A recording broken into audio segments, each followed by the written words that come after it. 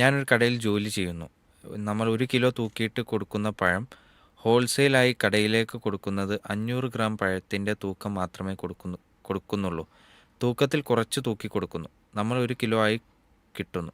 നമുക്ക് 1 കിലോ ആയി കിട്ടുന്നു. കസ്റ്റമർക്ക് 500 ഗ്രാം അഥവാ വാഴക്കുല തണ്ട് മാത്രമേ കിഴിക്കുന്നുള്ളൂ. എന്താണ് ഇതിൻ്റെ വിധി എന്നുള്ളത്?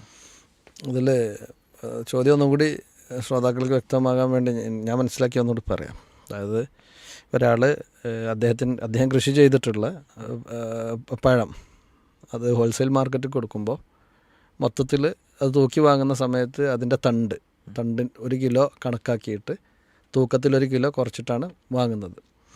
ഇനി ഹോൾസെയിൽ മാർക്കറ്റിൽ നിന്ന് അത് റീറ്റെയിൽ കസ്റ്റമർക്ക് കച്ചവടക്കാരൻ കൊടുക്കുമ്പോൾ ആ തണ്ടിൻ്റെ തൂക്കം 1/2 കിലോയാണ് അദ്ദേഹം കുറക്കുന്നത്. മറ്റാൾക്കുന്ന 1 കിലോ കുറച്ചിട്ടാണ് വാങ്ങിയത്, ഇത് 1/2 കിലോ കുറച്ചിട്ടാണ് കൊടുക്കുന്നത്. അപ്പോൾ ഒരു 1/2 കിലോൻ്റെ ക്യാഷ് ഇവിടെ എന്താകുന്നുണ്ട്, ഏറെ കിട്ടുന്നുണ്ട് എന്നുള്ളതാണ്.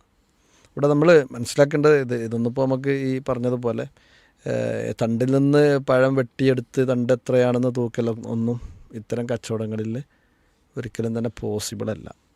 അപ്പോൾ സ്വാഭാവികമായിട്ടും അവിടെ ഈ പറഞ്ഞതുപോലെ ഇവരുടെ പരിചയത്തിൻ്റെ അടിസ്ഥാനത്തിലും മറ്റുമൊക്കെ തണ്ട് കാണുന്ന സമയത്ത് ഇത് ഏകദേശം ഇത്ര കിലോ ഉണ്ട് എന്ന് കണക്കാക്കി അങ്ങനെ വാങ്ങുമ്പോൾ ഇപ്പോൾ കച്ചവടം രണ്ടാളും തമ്മിൽ എന്താണ് ആ വിഷയത്തിൽ എന്തുണ്ട്, തൃപ്തിപ്പെടുന്നുണ്ട്. വലിയ രൂപത്തിലുള്ള നഷ്ടങ്ങൾ ഒരു ഖറർ എന്ന് പറയുന്ന രൂപത്തിൽ വരുന്നില്ല എങ്കിൽ അത് പ്രശ്നമുള്ളതായി മനസ്സിലാക്കേണ്ടതില്ല. അതാണ് ആ വിഷയത്തിൽ മനസ്സിലാക്കേണ്ടത്. അല്ലാഹു അഅലം.